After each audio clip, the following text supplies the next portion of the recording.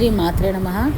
కనక మహాలక్ష్మి మందిరం అండి ఇది, టెంపుల్. ఇక్కడ కొత్త రోడ్లో ఉంది. కొత్త రోడ్ అంటే రీడింగ్ రూమ్, విశాఖపట్నం బూజుపేటని మందు వెలిసింది అమ్మవారు. పిల్లల తల్లి అండి, చాలా బాగుంటుంది కోవిల. అయితే మార్గశిర మాసం ఆమెకి ప్రసిద్ధి. ఇదంతా లైన్ అండి. కొత్త రోడ్ నుంచి అమ్మవారు ఇగో ద్వారం ఉంది కదా, ఈ ద్వారం వరకునండి.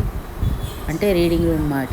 ఇక్కడ వరకు నేను ఇక్కడే పుట్టి పెరిగి ఇలా అమ్మవారి తాలూకా ఆనందం అన్నమాట.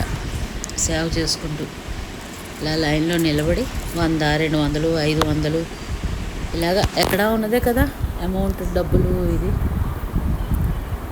ఎవరికి నచ్చిన తోవలో వాళ్ళు వెళ్ళడం.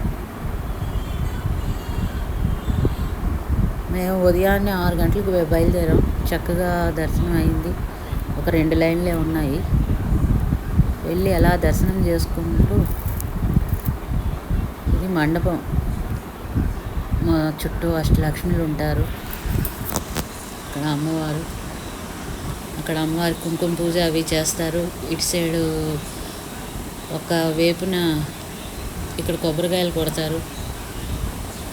కొబ్బరికాయలు కొట్టడానికి ఈమె ప్రత్యేకత ఏంటంటే మనమే చక్కగా వెళ్ళి పూజ చేసుకోవచ్చు. పసుపు, కుంకుమ, పాలు అన్నీ పోసుకోవచ్చు. ఇది తులాభారం ఉంది. ఇక్కడ మండపం ఉంది. వేద పండితులు వేదం చెప్తుంటారు. ఇక్కడ చెప్తున్నారు. నెక్స్ట్ అమ్మవారి విగ్రహం పెట్టి కుంకుమ పూజ చేస్తారు. శ్రీచక్రం,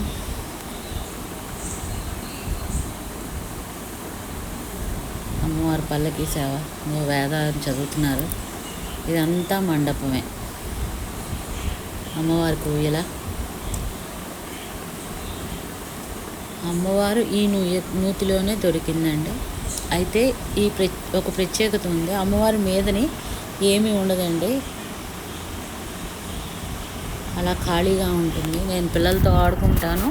నాకు మీదని చెత్త కానీ ఏమి వేయొద్దు అని చెప్పింది. అందుకని మీదని స్లాబ్ కానీ ఏమీ ఉండదు. ఒక గ్రిల్ వేసి ఉంటుంది. ఎప్పుడు ఎండకి ఎండుతుంది, వానకి తడుస్తుంది, అలాగే ఉంటుంది అమ్మవారు. చిన్నప్పుడు మేమైతే రోజు స్కూల్కి వెళ్ళి అప్పుడు ఒకసారి దర్శనం చేసుకొని మా అమ్మగారు తీసుకొని వచ్చేవారు. ఇప్పుడు మరి ఎంత రిస్ట్రిక్షన్స్ కదా. ఇక్కడ ప్రసాదాలు ఇస్తారు.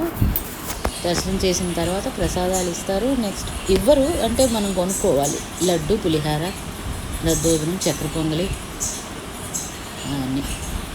ఇదంతా మళ్ళీ మేము దర్శనం చేసుకొని రిటర్న్ అయిపోతున్నామండి. ఇదిగో అమ్మవారి తాలూకా ఎంట్రన్స్. ఇది చాలా మహిమగల అమ్మవారు, చక్కగా ఉంటుంది. విశాఖపట్నంలో బురుజుపేట మీద అమ్మవారు ఉంటారు. అక్కడ వెలిసారు ఆవిడ. ఇలా కొబ్బరికాయలు ఇటు అటు చుట్టూ అలాగా సామాన్లతో నిండా ఉంటుంది.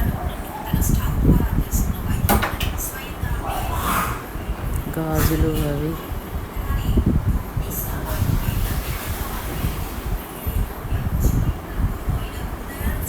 శ్రీమాత్రే నమః.